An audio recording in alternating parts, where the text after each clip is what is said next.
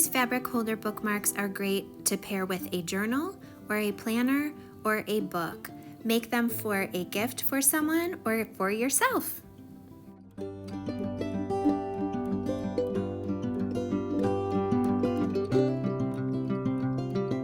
Here is the cut list. An optional 2.5-inch piece of crochet trim.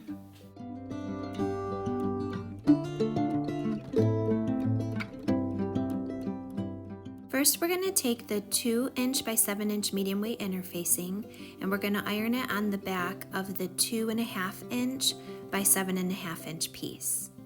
Then we're going to take the 2.5-inch by 9.5-inch piece and fold it in half. Place the 2-inch by 4.25-inch piece of medium weight interfacing and we're going to iron that in place.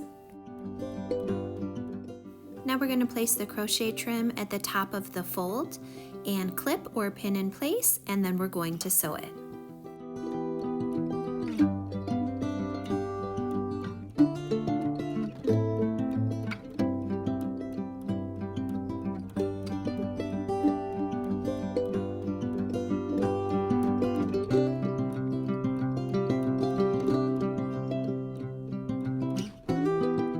Now we're going to take the piece that doesn't have the medium weight interfacing and mark for center along this side, and then mark in center along the raw edge of this piece.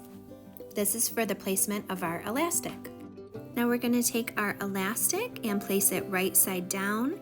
Mine has a center mark, so I'm going to match up the center of my elastic with the center mark I made. And then we're going to place this piece raw edges together and line the center of my elastic with the center mark that I made.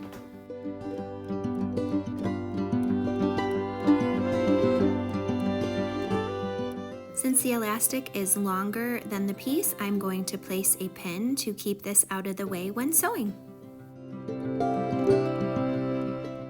Now I'm going to take the piece with the medium weight interfacing, place it right sides together, and then hold my clip to keep all of the layers together.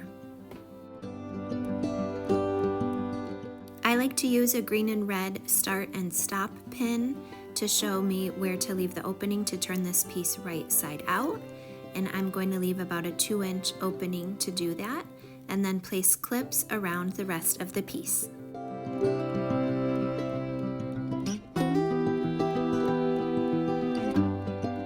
I'm going to sew using 1/4-inch seam allowance, and I will backstitch when I start and stop sewing, and the medium weight interfacing is going to be my stitch guide, so I'm going to just stitch right along this line. When I get to the elastic, I will backstitch to reinforce that, and when I get to the corner, I will leave my needle in the down position, lift my presser foot, rotate my piece, and lower my presser foot and keep sewing. Repeat that for all corners. When you get to your red pin or the end of the spot you're supposed to sew, then backstitch there as well.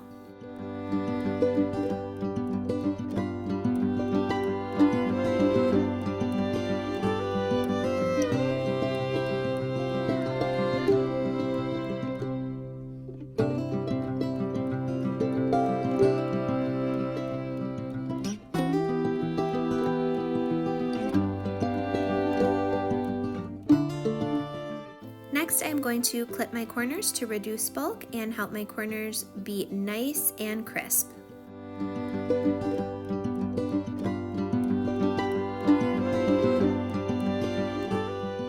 Now we're going to turn the piece right side out, and be careful because that pin was in to hold the elastic, so I find that first and pull that out, and then continue turning the piece right side out.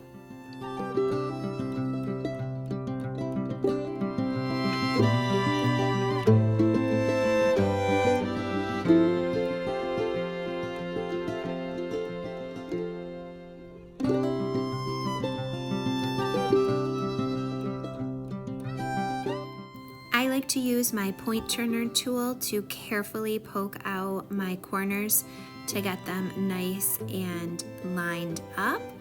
And I will do this on all 4 corners, just gently pushing it out so it makes a nice corner.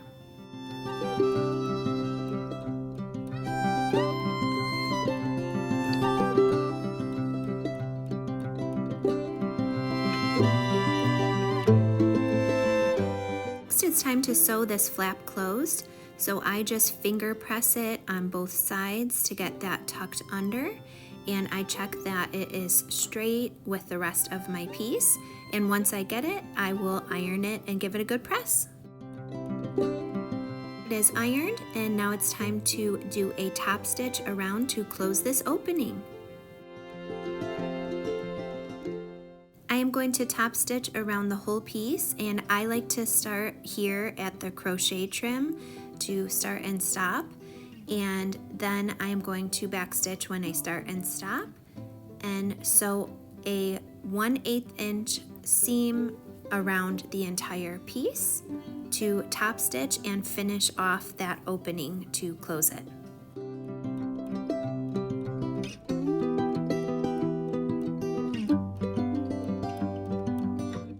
Sure, when you're sewing this part, you pull the elastic out of the way so you don't sew over the elastic, and continue sewing.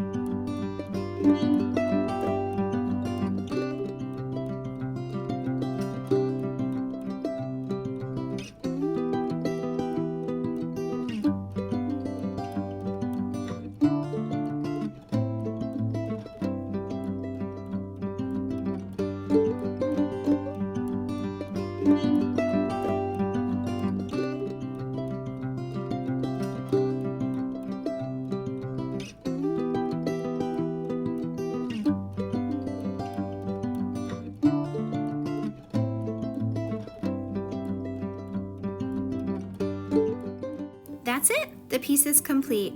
I have one of these on my planner. I also have one on a journal, and I have one on a book I'm reading that I am annotating.